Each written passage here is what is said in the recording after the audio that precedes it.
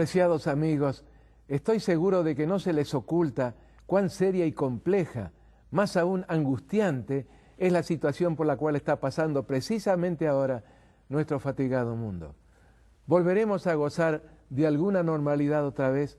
A tal punto están llegando las cosas que nadie parece tener siquiera una idea de qué significa normalidad en nuestros días. Y sin embargo, permítanme asegurarles que hay hacia dónde volverse, hay una roca sólida sobre la cual afirmar los pies en medio del turbión que nos sacude cual temible huracán. ¿Cuál es esa roca? Moisés, el gran conductor y legislador de los peregrinos israelitas, la describió así: porque el nombre de Jehová proclamaré, engrandeced a nuestro Dios, Él es la roca cuya obra es perfecta, porque todos sus caminos son rectitud, Dios de verdad y sin ninguna iniquidad en Él, es justo y recto. Deuteronomio 32, 3 y 4. ¿Es Él nuestra roca, queridos amigos, la roca de nuestra salvación? Si es así, estamos sobre un fundamento seguro, sin temor, avanzando con certeza hacia nuestro destino final, la vida eterna. Pasando ahora a nuestro tema de hoy, quisiera referirme a otro pasaje bíblico, no del libro de Daniel, sino del Apocalipsis, el último libro de la Biblia, y lo haré por su estrecha relación con Daniel 8:14, un texto tan lleno de significado que su exploración nos ha ocupado a lo largo de por lo menos media docena de estudios, si no más. El pasaje al cual vamos a dedicar nuestra atención está registrado en el paréntesis representado por el capítulo 10 del Apocalipsis. Lo califico de paréntesis porque está intercalado entre la conclusión del período de la sexta trompeta y el comienzo de la séptima. No podemos dedicarnos ahora al estudio de esta interesantísima serie profética porque el tiempo sencillamente no nos alcanzaría para hacerlo. Permítanme tan solo decirles que la conclusión del período de la sexta trompeta fue preanunciado con 18 siglos de antelación, no solo en el año cuando habría de concluir, sino también hasta en el mes y en el día. ¿Dónde está escrita esa profecía? En Apocalipsis 9:15. Leeré este pasaje no con el propósito de explicarlo, sino tan solo para que ustedes tengan una especie de aperitivo profético de los fascinantes misterios contenidos en este maravilloso libro, la culminación de las revelaciones de Dios acerca del futuro a la humanidad. Aquí está este texto con un poquito del contexto y repito la referencia por si quisieran anotarla. Apocalipsis 9, versículos 13 al 15. El sexto ángel tocó la trompeta y oí una voz entre los 4 cuernos del altar de oro que estaba delante de Dios, diciendo al sexto ángel que tenía la trompeta: desata a los 4 ángeles que están atados junto al gran río Éufrates. Y fueron desatados los 4 ángeles que estaban preparados para la hora, día, mes y año, a fin de matar a la tercera parte de los hombres. Seguramente ustedes se estarán preguntando, ¿quién podría entender algo tan misterioso? ¿Se trata del pasado o es todavía futuro? Bueno, ese período, cuya duración habría de ser la hora, día, mes y año, es decir, 390 años y 15 días, concluyó con precisión cronológicamente exacta el 11 de agosto de 1840. Esta es otra de esas fechas claramente anticipadas por la profecía y comprobada también claramente por la historia. Pues bien, ¿qué habría de ocurrir después? Ya que de lo que estamos hablando es de lo que habría de iniciarse a partir del 11 de agosto de 1840. Todo está registrado con gran detalle en los 11 versos del capítulo 10 del Apocalipsis. Lo califico de paréntesis porque está intercalado entre la conclusión del período de la sexta trompeta y el comienzo de la séptima. No podemos dedicarnos ahora al estudio de esta interesantísima serie profética porque el tiempo sencillamente no nos alcanzaría para hacerlo. Permítanme tan solo decirles que la conclusión del período de la sexta trompeta fue preanunciado con 18 siglos de antelación, no solo en el año cuando habría de concluir, sino también hasta en el mes y el día exactos. ¿Dónde está escrita esa profecía? En Apocalipsis 9:15. Leeré este pasaje no con el propósito de explicarlo, sino tan solo para que ustedes tengan una especie de aperitivo profético de los fascinantes misterios contenidos en este maravilloso libro. la culminación de las revelaciones de Dios acerca del futuro a la humanidad. Aquí está ese texto, con un poquito del contexto, y repito la referencia por si quisieran anotarla. Apocalipsis capítulo 9, los versos 13 al 15. El sexto ángel tocó la trompeta, y oí una voz entre los 4 cuernos del altar de oro que estaba delante del trono de Dios, diciendo al sexto ángel que tenía la trompeta: desata a los 4 ángeles que están atados junto al gran río Éufrates. Y fueron desatados los 4 ángeles que estaban preparados para la hora, día, mes y año, a fin de matar a la tercera parte de los hombres. Seguramente ustedes se estarán preguntando, ¿quién podría entender algo tan misterioso? ¿Se trata del pasado o es todavía futuro? Bueno, ese periodo, cuya duración habría de ser la hora, día, mes y año, es decir, 390 años y 15 días, concluyó con precisión cronológicamente exacta el 11 de agosto de 1840. Esta es otra de esas fechas claramente anticipadas por la profecía y comprobada también claramente por la historia. Pues bien, ¿qué habría de ocurrir entonces? Ya que de lo que estamos hablando es de lo que habría de iniciarse a partir del 11 de agosto de 1840. Todo está registrado con gran detalle en los 11 versos del capítulo 10. En primer lugar, en los versos 2 y 8 se nos informa que le fue quitado un sello a una porción de un cierto librito, de tal manera que pudiera comprendérselo.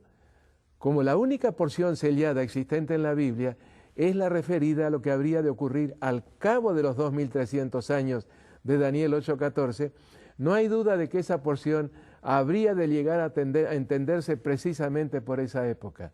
¿Cuándo? Alrededor de 1840 y después.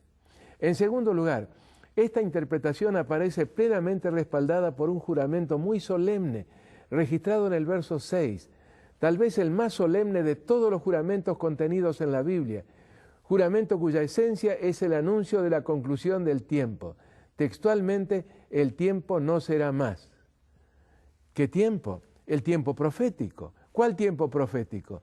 Pues el contenido en Daniel 8:14, el mismo que quedó sellado cuando concluyeran los 2300 años, concluiría también todo el tiempo profético.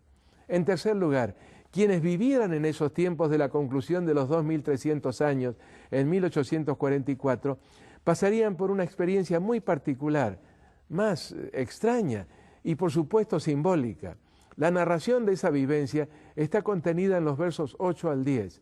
Al vidente, que actuaba representando a quienes vivieran en 1844, se le ordenó tomar ese librito y comerlo. A ellos, la ingestión del librito, símbolo de la comprensión de Daniel 8:14, habría de resultarles muy dulce en la boca, pero una vez deglutido ese librito, les produciría una gran amargura de estómago, algo así como una gastritis aguda. ¿Se puede entender esto? Sí, amigos, sin problema. La interpretación del evento, con el cual habría de llegar a su conclusión el período de los 2300 años, habría de proporcionarles un gran gozo, una hermosa y alegre expectativa, pero ese gozo probaría ser prematuro, ya que se transformaría en amargura y tristeza al comprobarse después que la interpretación que le habían dado al evento referido en el verso como la purificación del santuario no era la correcta. Y así ocurrió, tal cual la profecía lo había anticipado. Los centenares de miles de creyentes en torno a 1840 que aceptaron que la purificación del santuario debía interpretarse como la purificación de la tierra y la vincularon con el regreso del Señor, experimentaron un gozo inenarrable, porque creyeron sinceramente, de todo corazón, que el Señor habría de volver el 22 de octubre de 1844. Esa fue la causa de su amargura, de su enorme chasco, de su gran desilusión. Sin embargo, en cuarto lugar, el capítulo no termina con la anticipación de ese gran chasco, porque en esas penosas circunstancias, según el último verso del capítulo 10, habrían de recibir una orden urgente. ¿Cuál orden? Es necesario que profetices otra vez sobre muchos pueblos, naciones, lenguas y reinos. Mientras todavía estuvieran experimentando el triste sabor de su chasco, El Señor habría de encomendarles una proclamación mundial final, la que acabamos de leer. El contenido de esa proclamación aparece condensado en el capítulo 11, y el primero de sus elementos detallado en los versos 1 y 2 es el de una medición o juicio, porque toda medición implica una evaluación o juicio, a realizarse en el santuario celestial. No otra cosa que lo que ya vimos, la evaluación de los caracteres de aquellos cuyos nombres están registrados en el libro de la vida, es decir, el juicio investigador. Saben, apreciados amigos, esta es otra de las señales identificatorias de la verdadera Iglesia de Dios en nuestros días. ¿Qué señal? Primero, el surgimiento a partir de una terrible experiencia de chasco al término de los 2300 años. Chasco motivado por una comprensión equivocada de lo que habría de ocurrir. Y segundo, la recepción de la orden del Señor de llevar adelante una tarea aparentemente imposible, la de restaurar y predicar con alcance mundial el mensaje pisoteado y olvidado por tantos siglos, el mensaje central de toda la Biblia, el mensaje del ministerio intercesor de Jesús, nuestro único sumo sacerdote y pontífice o mediador en el santuario celestial. Todo esto se cumplió en 1844 al pie de la letra con el surgimiento de la Iglesia Adventista del Séptimo Día. ¿Está cumpliendo esta Iglesia con el gran cometido a ella confiado? Sí, mis queridos amigos, la Iglesia Adventista del Séptimo Día lo está haciendo personalmente en todo el mundo, a través de pastores y laicos, mientras que al mismo tiempo cubre todo el planeta con emisiones radiales y televisivas. ¿Hay alguna otra iglesia con un mensaje semejante o que se le aproxime siquiera en la extensión planetaria de su predicación? Mis apreciados amigos, sinceramente no la hay.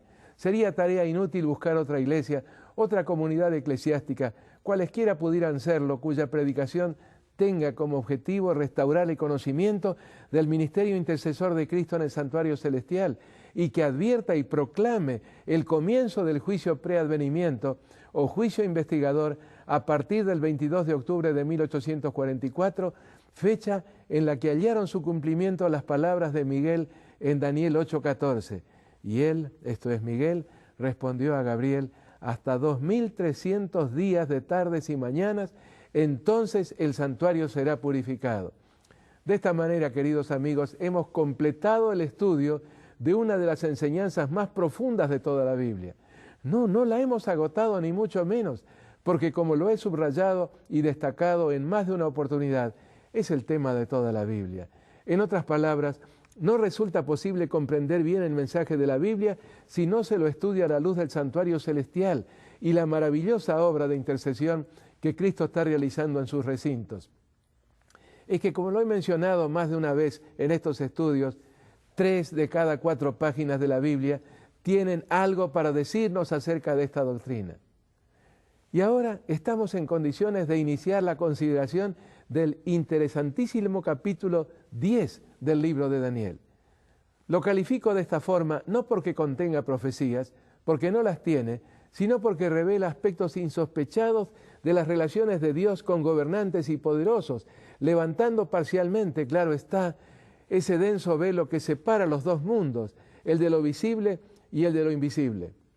Me pregunto, sin embargo, si luego de lo que hemos estudiado juntos durante todos estos últimos temas, les habrá quedado realmente claro el significado de la tan significativa frase de Daniel 8:14, luego el santuario será purificado. Esta inquietud me lleva a decirles algo que considero de enorme importancia.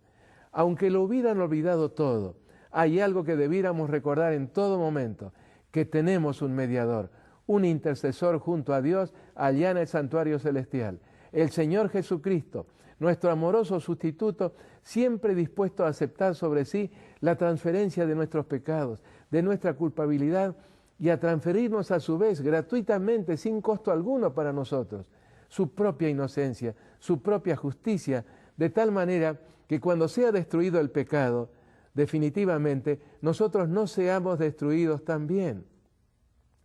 Creo que es fácil de comprender que esta liberación del pecado es precondición para el otorgamiento de la vida eterna, de la inmortalidad, el máximo don involucrado en la salvación.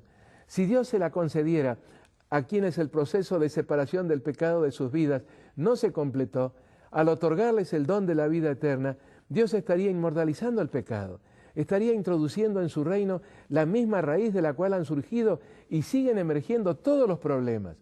No, Dios no puede introducir pecadores en su reino, porque eso equivaldría a perpetuar también todas las miserias provocadas por el pecado. Es por esto que desde el santuario celestial, esa preciosa fuente de gracia inagotable, se nos ofrece perdón y limpieza, es decir, la completa eliminación del pecado de nuestra vida, la santificación, más aún, la total liberación de nuestras tendencias al mal, ya fueran ellas heredadas o cultivadas. Esto es, apreciados amigos, lo que nunca debiéramos olvidar, y menos aún al saber que muy pronto Jesús, terminado su bendito ministerio intercesor, saldrá para siempre del santuario celestial. Cuando ello ocurra, el ofrecimiento de gracia y salvación también habrá concluido para siempre. Allí está claramente registrado en las solemnes palabras finales de nuestro Señor, registradas en Apocalipsis 22, 10 al 14. Y me dijo, no selles las palabras de la profecía de este libro, porque el tiempo está cerca. El que es injusto, sea injusto todavía, y el que es inmundo, sea inmundo todavía, y el que es justo, practique la justicia todavía, y el que es santo, santifíquese todavía. He aquí yo vengo pronto y mi galardón conmigo para recompensar a cada uno según sea su obra. Yo soy el alfa y la omega, el principio y el fin, el primero y el último. Bienaventurados los que lavan sus ropas para tener derecho al árbol de la vida y para entrar por las puertas en la ciudad. Mas los perros estarán fuera, y los hechiceros, los fornicarios, los homicidas, los idólatras, y todo aquel que ama y hace mentira. Bien, al iniciar ahora el estudio del capítulo 10 del libro de Daniel, quisiera recordarles algo que ya he mencionado en uno de los temas previos. Después de la orden de Miguel a Gabriel registrada en 8:16, Gabriel enseña a éste la visión. Todo el resto del libro consiste de explicaciones proporcionadas en cumplimiento de esta orden. Esas explicaciones se inician en 8:19, continúan en los 6 últimos versos del capítulo 9 y constituyen la casi totalidad de los capítulos 10 al 12. De esto se sigue que no sería ni sabio ni prudente intentar la interpretación de la visión, es decir, los capítulos 7 y 8, sin prestar cuidadosa atención a la orientación proporcionada por las explicaciones de los mismos por el ángel. Comienza el capítulo 10 con estas palabras. En el tercer año de Ciro, rey de Persia, fue revelada palabra a Daniel, cuyo nombre era Belsasar. La palabra era verdadera y el conflicto grande. Él prestó atención y entendió la visión. Daniel capítulo 10, versículo 1. Así comenzó Daniel su narración, haciendo referencia a una situación particularmente difícil que le tocó vivir en el año tercero del rey medo-persa, Ciro II el Grande, es decir, en torno al año 538 a.C. Añadió que con motivo de la misma recibió instrucciones adicionales, las que en esta ocasión, debido a que las comprendió bien, no necesitaron de explicaciones posteriores. En los versos 2 y 3, donde se observa la transición de la tercera a la primera persona del singular, el profeta describe lo que vivió durante esas 3 semanas que transcurrieron desde que comenzó a buscar fervorosamente la orientación del Señor hasta que la misma le fue bondadosamente concedida. Fueron 3 semanas de gran aflicción de espíritu para el profeta, angustia cuya gravedad puede observarse en el hecho de que durante ese tiempo el profeta no participó de recepciones oficiales. Es más, hasta parecía como que hubiese descuidado un tanto su apariencia física habitual, ya que, como él mismo nos lo cuenta, no comí manjar delicado, ni entró en mi boca carne ni vino, ni me ungí con ungüento. Esta frase pareciera implicar que, avanzado ya en años, Daniel habría olvidado los principios de temperancia que había practicado con tan buen resultado en su juventud y que habían permitido que Dios lo bendijera tan señaladamente. Afortunadamente, hay algunos documentos de la época que demuestran que esta expresión, no entró en mi boca carne ni vino, tan solo quiere decir que Daniel no participó de banquete alguno, independientemente del menú que podría haber habido en una ocasión tal. Así que no hay razón para preocuparse, ya que Daniel nunca renunció a sus principios de vida saludable. Nos cuenta el profeta que recibió respuesta a sus ruegos el día 24 del mes primero, en circunstancias en las que se encontraba con una comitiva de acompañantes en algún lugar de las orillas del río Tigris, el río Hiddekel de la antigüedad. Narra en los versos siguientes cómo se le apareció el Señor y lo describe en su majestuoso aspecto. Mientras sus acompañantes escapaban aterrorizados, Daniel cayó como desmayado en tierra, un fenómeno físico bastante común en los profetas al comienzo de una visión. Fortalecido físicamente entonces por el ángel Gabriel, logró incorporarse, aunque tembloroso todavía. Recién a esta altura del relato comenzamos a tener una idea de cuál era el problema que tanto le afligía. Una creciente inquietud de Ciro II el Grande, que si llegaba a expresarse en algún decreto, habría de resultar muy perjudicial para los judíos. ¿Qué es lo que estaba pasando? Un par de años antes, el monarca había promulgado un decreto que había permitido a los judíos regresar a su tierra e iniciar la reconstrucción del templo que había sido destruido medio siglo antes por Nabucodonosor II. Apenas una minoría de los cautivos en tierras del imperio, unos 50.000, se acogieron a las generosas provisiones del decreto y emprendieron el camino de regreso a la tierra de sus antepasados. Dura tarea les aguardaba allí, ya que todo era ruinas y desolación, pero la emprendieron con decisión y entusiasmo. Por algún tiempo, a pesar de las privaciones que debieron experimentar, las cosas marcharon relativamente bien.